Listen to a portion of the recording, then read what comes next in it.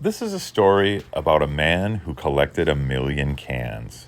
And I've included a lot of video footage here of the cans, so you know I'm not pulling your leg. And I've even included a picture of the man who's very modest and doesn't really want to be seen, admiring some of his cans. But before I tell you the story, you should know the man lived on an ordinary street in an ordinary town, but he accomplished an extraordinary thing. He collected so many cans that you could see the cans from outer space. So now you're probably wondering, why did the man collect 1,000,000 cans? And how did the man collect 1,000,000 cans? This is a great part of the story. So the man thought, what can I do to give back to the church and the school that I dearly love? So he went to the school and he made a proposal. What if every month I brought a trailer and put it out in front of the church, and the families from the church and the school would collect their cans, bring them in, put them in my trailer, and I'd take them to a recycler and give the school a donation? Well, everyone thought that was a wonderful idea. Every month for 30 years, the first of the month, the man would bring a trailer to the school.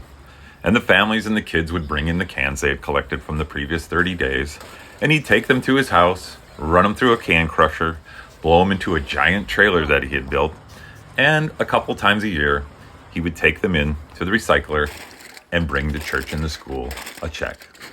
Well, by now you're probably wondering, hey, if it was going so well, why does the guy have 1,000,000 cans in his backyard? Well, the answer is pretty simple.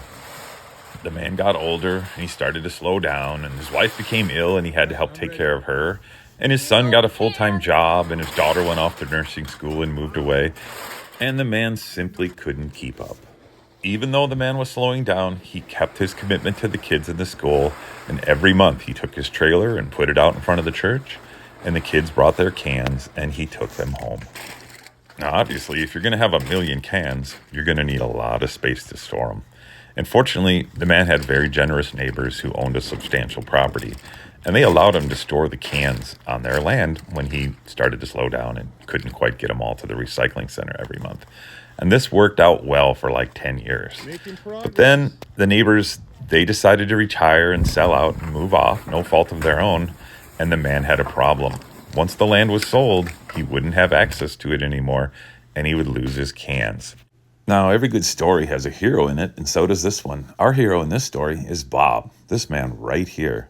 Bob came along and said, I'm going to help the man save the cans. So Bob sent out an email to all his friends in the Knights of Columbus, and he requested that they come to the man's house and help sort out and move the cans.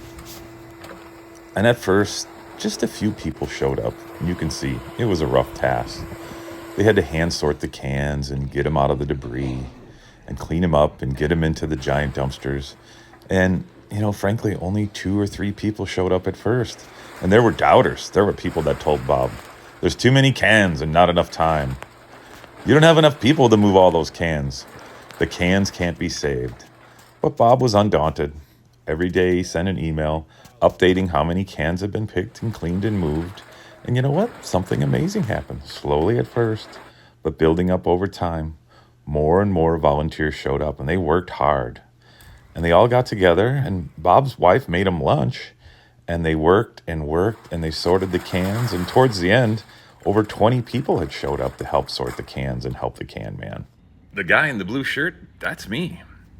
Well, by now you're probably saying, how much did he donate? How much did the can man get? And here's the update. The volunteers and Bob, they picked over 864,000 cans. That was 24,700 pounds or 12 and a half tons. And the donation to the school? Over $18,600. The story of the can man has come to its happy conclusion. The cans were picked and the donation was made. But I know what some of you are thinking. You promised 1,000,000 cans at the beginning, but you only picked 850,000. Well, you got to think about it long term. The can man did this for 30 years. For the first 20 years, he did it on his own and hauled the cans in every year. So did he pick 1,000,000 cans? Oh, for sure.